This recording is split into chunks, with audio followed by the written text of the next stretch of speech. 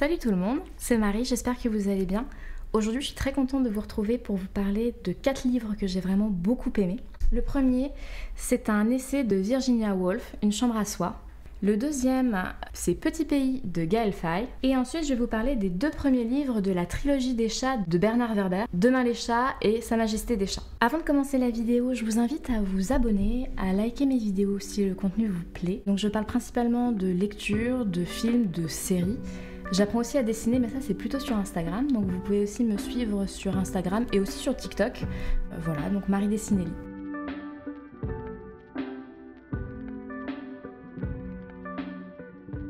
Une chambre à soi de Virginia Woolf, une lecture qui a été un peu difficile pour moi au début, et quand je dis au début c'est vraiment les toutes premières pages, parce qu'en fait c'est un essai dans lequel elle a une réflexion sur les inégalités que vivent les femmes dans le milieu de l'art et principalement de la littérature. Dans cette réflexion-là, elle est révoltée et ça s'entend complètement. Au tout début, j'avais un peu de mal en fait avec la façon dont c'était écrit. Je trouvais que c'était un peu fouillis, enfin je me perdais un peu. Alors peut-être le fait que ce soit un essai, c'est quelque chose que j'ai pas l'habitude de lire, donc peut-être que ça a joué. Mais ce qui était amusant en fait, c'est que ce truc qui m'a gênée au début, la façon dont c'était écrit, en fait ça a été quelque chose que j'ai beaucoup aimé au fur et à mesure de la lecture. Et c'est drôle parce que d'habitude, quand j'aime pas trop comment c'est écrit, j'aime pas trop comment c'est écrit, point. Alors que là, ça m'a gênée au début, mais en fait je pense que c'était juste le temps que je m'habitue, parce qu'après j'ai vraiment beaucoup aimé justement que ce soit plus une réflexion qui soit en fait rédigée et qui amenait en fait au fur et à mesure de la lecture à soi-même en fait réfléchir. Donc j'ai trouvé que c'était hyper intéressant. Le sujet est très intéressant aussi, pas que la façon dont c'est écrit. La place de la femme dans l'art, c'est quelque chose qui m'intéresse beaucoup. J'y connais pas grand chose, je veux en apprendre davantage. Ce livre-là m'a aidée. Et je suis aussi un cours en ligne qui est proposé en partenariat avec le Centre Pompidou, et c'est justement la place des femmes dans l'histoire de l'art, et c'est vraiment hyper intéressant. Je crois que ce cours est toujours ouvert jusqu'en juin, je crois. À vérifier. Donc ce livre-là, ce que j'ai beaucoup aimé en fait, c'était la façon dont c'était amené. On sentait de la révolte, on sentait qu'il y avait de l'irritation. C'était amené avec même un peu d'humour, mais c'était un peu sarcastique. Et c'est justement l'inégalité des femmes face aux hommes dans le monde de la littérature.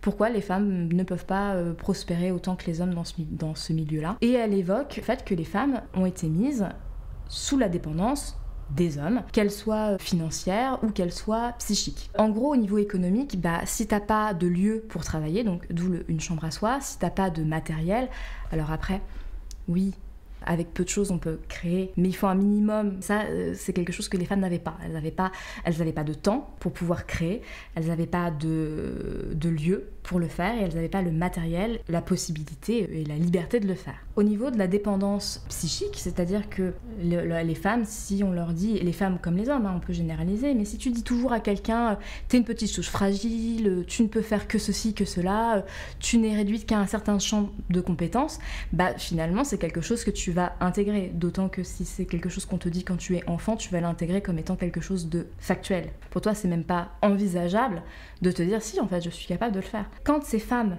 arrivent à se détacher en fait de ces histoires qu'on leur racontait, que non elles sont pas faites pour ça, non elles n'ont pas à le faire, etc. Quand elles dépassent ça, t'as quand même des difficultés pour créer, parce que en tant que femme, tu peux t'intéresser au domaine ménager, la couture, la famille, ta place de mère, etc. Pendant que les hommes se reposent des femmes, les femmes s'occupent des hommes. D'ailleurs, ils n'ont pas le choix. Par la cuisine à faire et le linge à laver, l'homme se garde de se faire oublier. Si t'en as envie, tu peux, mais c'est ton choix. Si t'as envie d'explorer d'autres choses, tu peux. Et c'est quelque chose qui est mis en avant, c'est le fait que quand tu crées, tu es réduite à ton état de ménagère en fait. Si on avait fait pareil pour l'homme, si on l'avait uniquement réduit à l'état d'amant, s'il avait pas pu, je sais pas, être soldat, être...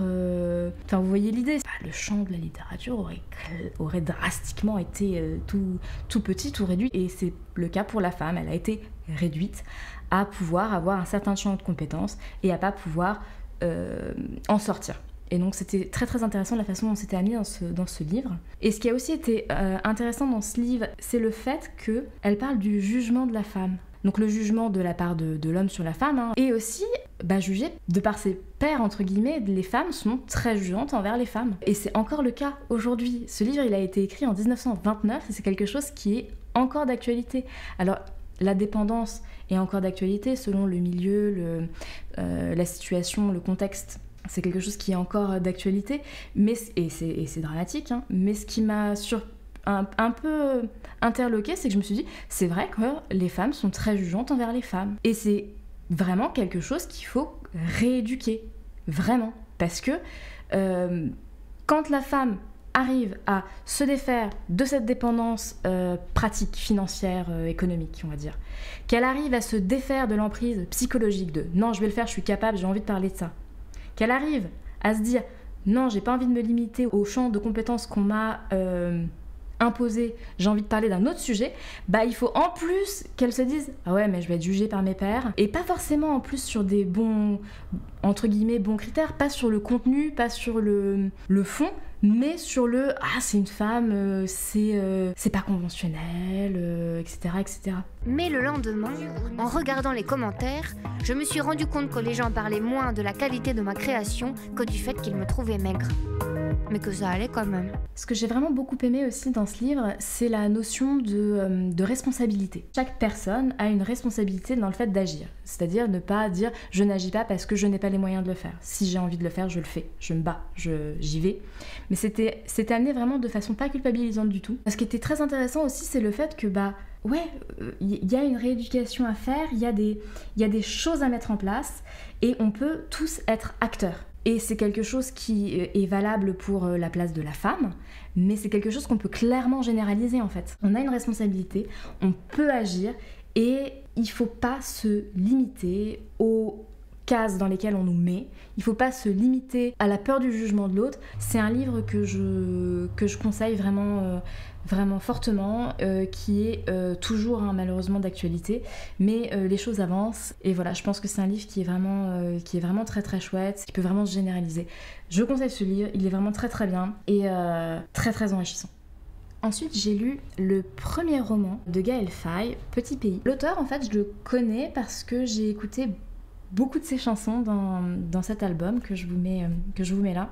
Regardez les exodes, papillons volent et voguent. Regardez devant l'homme comment Dieu se dérobe. Comme il pleure en tornade nos ruines et nos guerres. Comme il pleure chaque soir un soleil incendiaire. Je peux plus respirer leur... Je le considère clairement comme un poète depuis que j'ai écouté ses chansons. Je trouve qu'elles sont extrêmement bien écrites. Et voilà, j'ai su qu'il avait fait un livre il n'y a pas très très longtemps, donc j'ai voulu le lire. C'était hyper bien écrit, enfin, je vous dis ça après. Je vous fais le résumé. C'est un roman qui est inspiré du vécu de l'enfance de l'auteur. Ce n'est pas un roman autobiographique, c'est inspiré de son vécu. Au niveau du résumé, c'est un enfant qui nous raconte une partie de son enfance au Burundi, pendant la guerre civile. Donc cet enfant va nous raconter, avec son regard d'enfant en fait, naïf mais pas si naïf que ça, il va nous parler de son pays qui se déchire et de sa famille aussi qui se déchire, ses parents qui se séparent et des traumatismes en fait qu'ils ont vécus et de la répercussion de la guerre civile, que ce soit pratique ou que ce soit psychologique. J'ai trouvé ce livre bouleversant. Il est extrêmement bien écrit au niveau de la rythmique, au niveau du choix des mots. C'est un livre que j'ai trouvé vraiment très très bien écrit, très juste. Cet enfant qui nous parle avec ses mots, avec sa naïveté, avec sa vie d'enfant entremêlée avec ses histoires d'adultes qui sont juste incompréhensibles et cette violence à laquelle il est confronté et aux répercussions que ça va avoir sur sa famille, sur les membres de sa famille et sur sa construction en fait. J'ai trouvé que c'était beau, vraiment beau mais dur mais vrai. Je vous recommande ce livre. Parce que vraiment pour moi il est clairement écrit par un poète et je suis désolée, je l'ai dit plusieurs fois mais je le pense vraiment.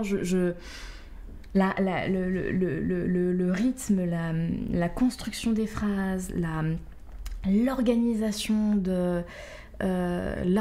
des chapitres, la façon dont c'est présenté, j'ai trouvé que c'était juste, on suivait cet enfant, on suivait Gabi, et je vous recommande ce livre ne serait-ce que pour l'aspect historique, parce que, je sais pas vous, mais moi j'ai aucun souvenir de l'avoir étudié à l'école.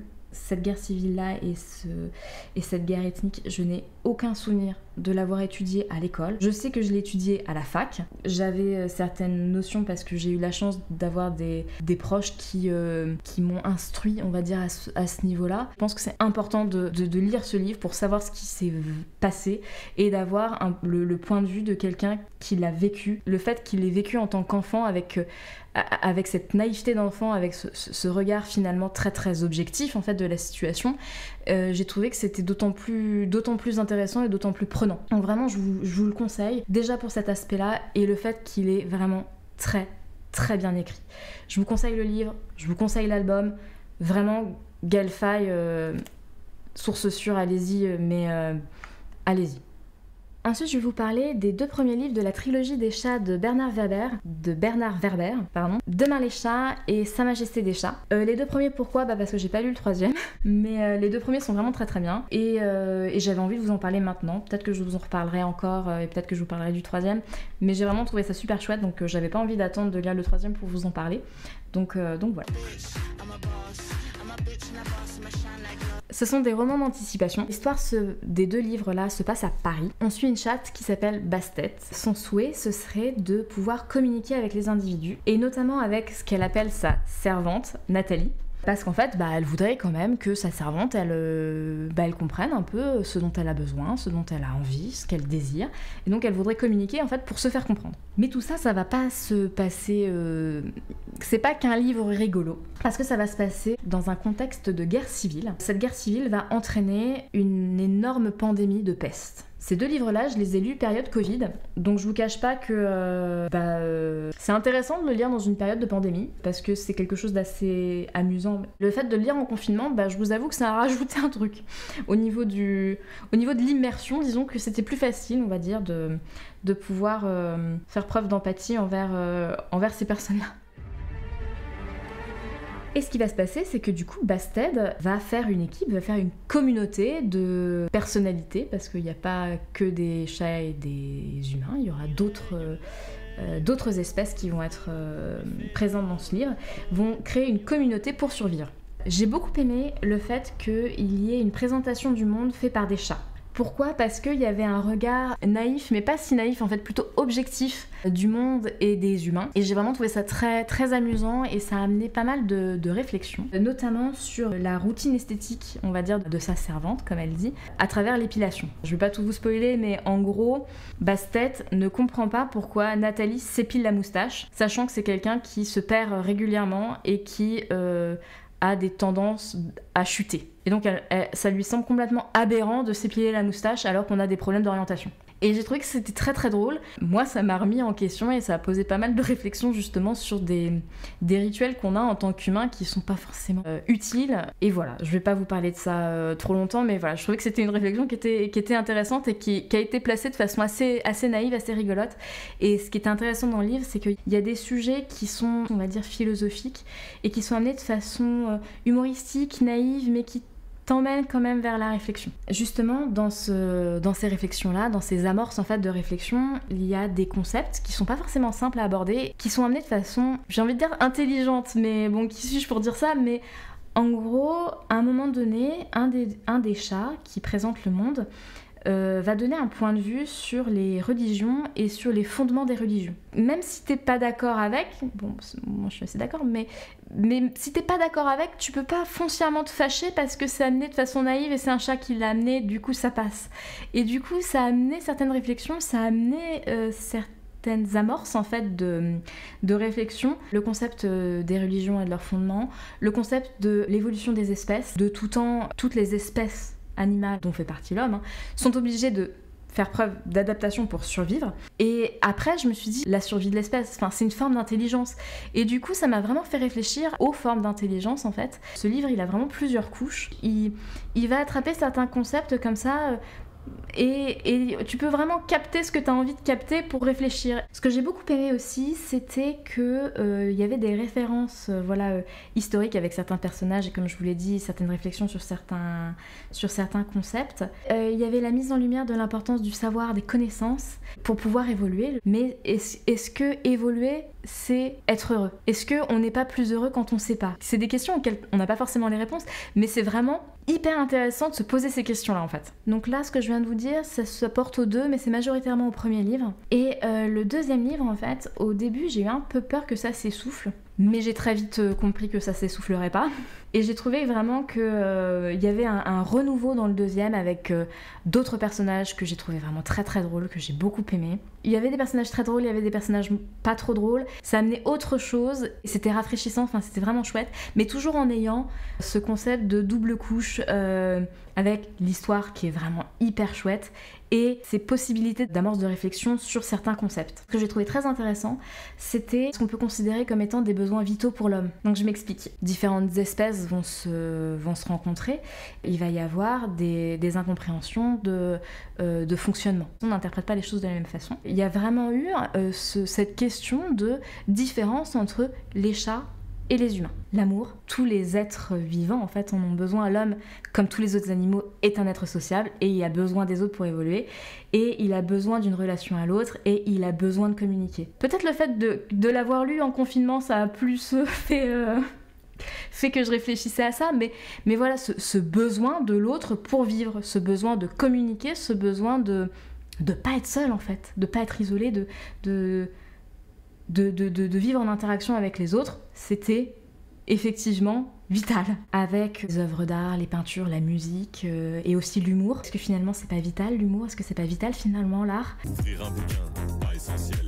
C'est vraiment des choses qui m'ont interpellée parce que ça permet quand même un certain lâcher prise, ça permet de gérer les mécanismes du stress parce que c'est très très stressant de vivre en période de pandémie, de vivre dans une période où tous les repères sont complètement perturbés et c'est quelque chose finalement dont on a besoin et dans ce livre j'ai trouvé que c'était amené de façon très très très très intéressante justement le stress, les mécanismes du stress. À un moment donné Bastet elle dit même maîtriser sa chimie intérieure, mais c'est tout à fait ça. Le stress c'est normal, c'est physiologique, c'est naturel, toutes les espèces l'ont, c'est pour survivre, c'est encore une capacité d'adaptation formidable des espèces que de pouvoir s'adapter pour survivre. Ce qui est pas normal c'est la panique. Je vais regarder. Voilà, la panique, elle dit ce genre d'émotion qui ne sert à rien et qui complique tout. Mais c'est ça. En fait, il faut juste apprendre à gérer son stress pour pas qu'il se transforme en panique. Pour pas qu'il se transforme en truc qui sert à rien et au contraire qui complique tout. Cette notion en fait de gestion finalement des phénomènes internes à travers toutes les émotions, c'est vraiment très très bien amené dans ce livre. Toutes les émotions en fait sont très très bien amenées dans ce livre. La notion d'empathie aussi est très très bien amenée, la compassion qui permet la prise de recul, la remise en question. Il faut prendre ses propres décisions parce que sinon on a l'impression de les subir et être un peu maître de soi permet quand même un certain contrôle, mais il y a des choses qu'on contrôle pas et c'est amené de façon très très intéressante. La notion d'action, la notion d'instinct, c'est amené de façon naïve mais qui permet vraiment, mais c'est le cas pour tous les concepts hein, comme je l'ai déjà dit. Mais par exemple le personnage Bastet qui dit je préfère être dans l'action, ça me permet un confort de l'esprit alors que l'introspection finalement ça emmène une spirale vers la culpabilité. C'est pas faux, mais en fait et c'est là où je trouve que le livre est superbement fait, c'est qu'en fait, pour tous les concepts, pour tout, il est question de... Ils existent, ils sont là, mais il faut un équilibre. Perfectly balanced, as all things should be. La notion d'équilibre, en tout cas moi c'est l'interprétation que j'en ai fait, était vraiment très très très très intéressante. D'autres concepts et d'autres réflexions qui ont été amenées dans ce livre, la cause animale, à travers le fait qu'en tant qu'humain, on se permet d'avoir des comportements sur nos animaux de compagnie, comme le fait de, quand il y a une portée d'animaux, se permettre de tuer les enfants de notre animal de compagnie, le fait de stériliser son animal de compagnie. Moi vraiment j'ai 2 chats et les 2 sont stérilisés. Et donc ça m'a vraiment poser question, on va dire. Il y a aussi des tests sur les animaux, que ce soit pour du cosmétique, etc. Donc bon, ça c'est quelque chose, je faisais déjà attention, mais au niveau de la consommation de produits esthétiques ou de choses comme ça, c'est quelque chose, voilà. Mais ça pose question, effectivement. La consommation, on va dire, alimentaire aussi, avec l'abattage, et le divertissement, si on peut dire, avec la corrida. Et c'était vraiment très très intéressant. Le personnage de Bastet est un personnage que j'ai vraiment beaucoup aimé, qui m'a beaucoup fait rire, qui m'a beaucoup touchée. C'est quelqu'un qui qui est drôle naturellement. C'est une féministe qui veut l'égalité femelle-mâle. C'est quelqu'un qui pense avoir toujours raison, qui fait preuve de mauvaise foi et qui sait qu'elle fait preuve de mauvaise foi. Elle a un objectif. Bon, il peut être remis en question cet objectif, mais elle a un objectif et elle met tout en place pour atteindre cet objectif. Peu importe quoi. Et c'est vraiment très intéressant. Il y a vraiment des sujets, je veux pas tous vous les dévoiler, mais il y a des sujets moi qui me semblent importants qui ont été mis en lumière, comme l'instinct maternel, qui n'est pas forcément quelque chose d'inné. Et c'est vraiment des sujets qui peuvent sembler, qui sont placés de façon assez anodine en fait, mais qui moi ont vraiment eu une répercussion, on va dire, en termes de remise en question, de questionnement et de réflexion qui était vraiment très très intéressante. Et j'ai vraiment hâte de lire le 3e. Mais voilà, je les ai trouvés tellement bien que je me suis dit c'est dommage d'attendre le 3e pour vous en parler. Donc vraiment je vous les conseille pour l'histoire qui est vraiment hyper chouette et des amorces de réflexion presque philosophiques que j'ai trouvé vraiment hyper enrichissantes. Donc je recommande les 4 pour différentes raisons, mais c'est vraiment des lectures que j'ai trouvées très enrichissantes, qui m'ont appris des choses et je vous les recommande vraiment tous à 1000%. Voilà. Écoutez, je vais les ranger. Si cette vidéo vous a plu, likez-la. N'hésitez pas à vous abonner à ma chaîne. Vous pouvez me suivre sur Instagram. Et je vous dis à très vite pour de nouvelles aventures, pour de nouvelles vidéos. Et d'ici là, portez-vous bien. Salut!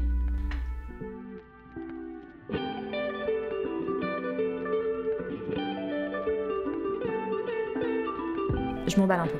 Je vais recommencer.